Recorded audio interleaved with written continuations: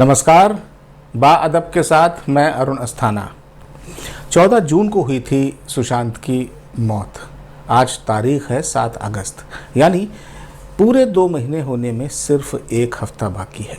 लेकिन सुशांत की मौत का राज अब तक खुला नहीं है। मुंबई पुलिस की जांच कहीं जाती दिख नहीं रही। कयास पर कयास लगाए जा रहे हैं, नए खुलासे हो रहे हैं रोज़। सीबीआई को जांच की जिम्मेदारी भी अब सौंपी जा चुकी है। मुंबई पुलिस की जांच और महाराष्ट्र सरकार के तरीके ठीक नहीं हैं, ये भी सुप्रीम कोर्ट ने कह दिया है। ये भी सच हो सकता है कि बिहार की पुलिस का इस जांच में कूदना एक राजनीतिक फैसला हो, जो बिहार सरकार का फैसला हो।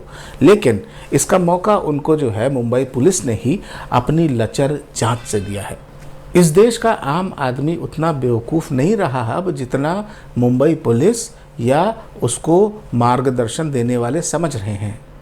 ज़्यादा तकलीफ़ की बात तो ये है कि देश का एक ख़ास तबका जो अपनी संवेदनशीलता के लिए, जो इंसानियत और इंसाफ के साथ खड़ा रहता है, जो अपनी संवेदनशीलता के लिए जाना जाता है, वो भी इस कांड को सुशांत की एक फिल्म के नाम पर, बिल्कुल उसी तर्ज पर शुद्ध देसी राजनीति के पैमाने से तोड़ने लगा है और सुशांत के परिवार के दर्द और मानवीय संवेदनाओं को पूरी तरह से अनदेखा कर रहा है। सिर्फ और सिर्फ राजनीतिक विचारधारा से प्रेरित होकर बातें कर रहे हैं ये लोग। क्यों कर रहे हैं ये लोग ऐसा? हालांकि इसमें हमारे कई प्रिय साथी और पुराने पत्रकार जो साथी रहे हैं वो शामिल हैं, इसलिए मुझे ताज्जुब होता है। लेकिन फिर मैंने समझने की कोशिश की तो समझ में आया कि शायद इन्हें नहीं मालूम कि मुंबई क्या है। देश की राजधानी में बैठकर दुनिया के तमाम मसलों पर राय दी जा सकती है, लेकिन मुंबई पर देना थोड़ा मुश्किल होता है। मुंबई इस देश का एक अनूठा शहर है। सुशांत की मौत के वाक़ये को समझने के लिए पहले मुंबई को समझना पड़ेगा। देश की आर्थिक राजधानी है मुंबई। देश का सबसे ज़्यादा इनकम टैक्स देने वाला शहर है मुंबई। कई राज्यों की जो सालाना बजट है उससे ज़्यादा तो मुंबई की म्यूनसिपालिटी का बजट है। इस शहर में लोग पैसा कमाने आते हैं, बड़ा पैसा, झटपट। दिल्ली और मुंबई में बहुत बड़ा बुनियादी फ़र्क है। दिल्ली में पावर से पैसा कमाया जाता है, जबकि मुंबई में पैसे से पावर जुटाई जाती है। इसलिए मुंबई शहर का अंक गणित, बीज गणित, रेखा गणित सब अलग है। वहाँ की राजनीति में पैसे का महत्व सत्ता के नशे से ज़रा भी कम नहीं है। दिल्ली में जहाँ सत्ता के करीब होने से शक्ति मिलती है, मुंबई में पैसे से मिलती है ये शक्ति। वहाँ राजनीतिक ताकतें भी पैसा जुटाने को सत्ता पाने से किसी भी तरह से कम नहीं समझती। उस मुंबई में राजनीतिक विचारधारा का महत्व सुविधा के हिसाब से तय किया जाता है। अब देखिए कि यहाँ पर बड़े कॉरपोरेट और व्यापारियों के अलावा सबसे ज़्यादा पैसा कमाने वाले लोग कौन हैं? रियल एस्टेट, बॉलीवुड, अंडरवर्ल्ड और पुलिस या इस तरह के सरकारी महकमे से जुड़े लोग।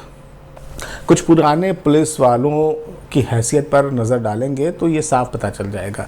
ताज्जुब होगा आपको कि कैसे एक सब इंस्पेक्टर जो है वो कुछ जिम्स का मालिक बन जाता है। आधा दर्जन जिम है उसके पास में, सिनेमा हॉल है उसके पास में। कैसे एक एसीपी डीसीपी लेवल का, assistant commissioner of police level का या सब इंस्पेक्टर या इंस्पेक्टर लेवल का जो पुलिस वाला होता है वो रियल एस्टेट प्रोजेक्ट्स में और मॉल्स में पार्टनर होता है, मालिकाना हक रखता है उनके।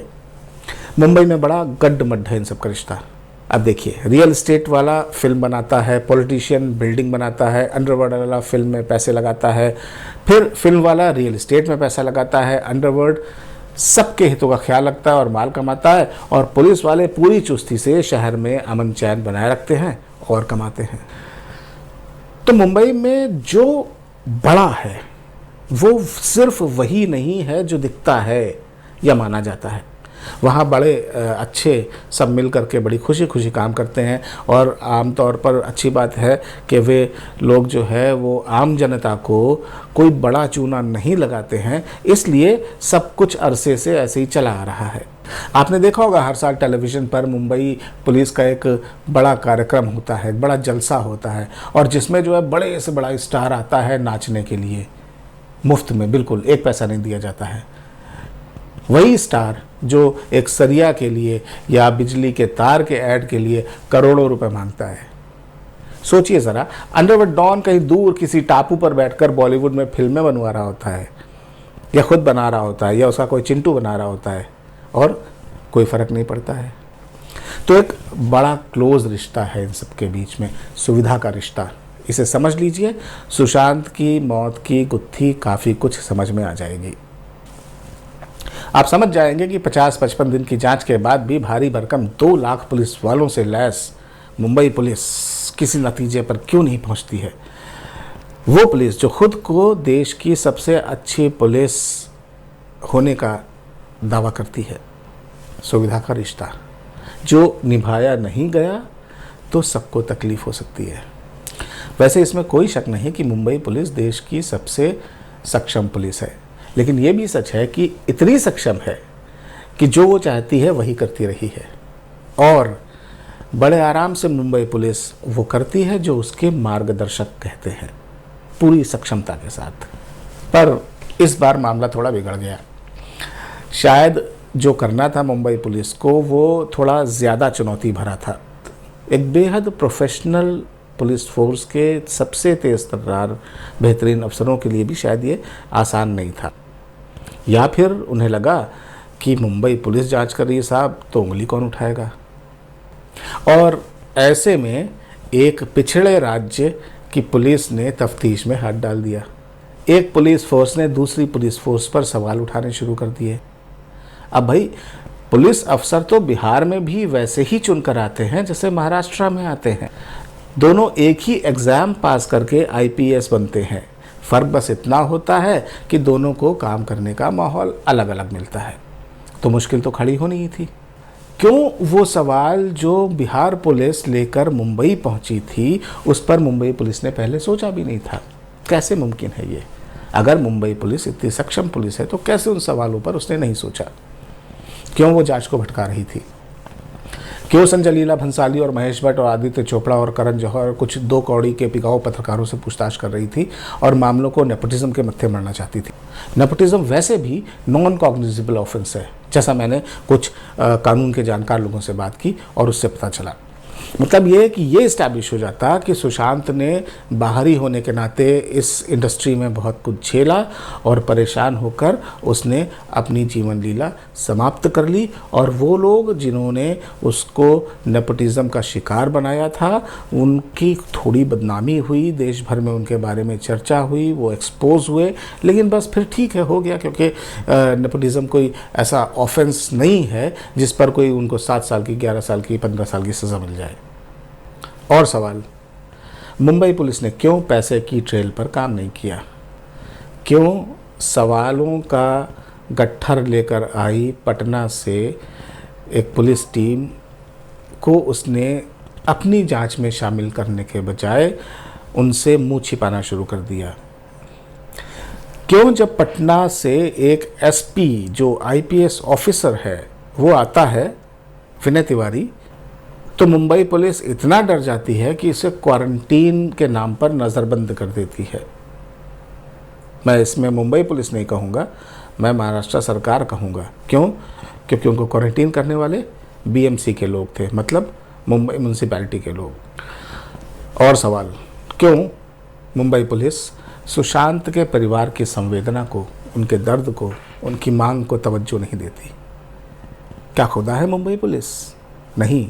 पर जैसा मैंने कहा, मुंबई का जो अलजीब्रा है उसमें अगर वो ऐसा समझती है तो कोई बड़ी बात नहीं है।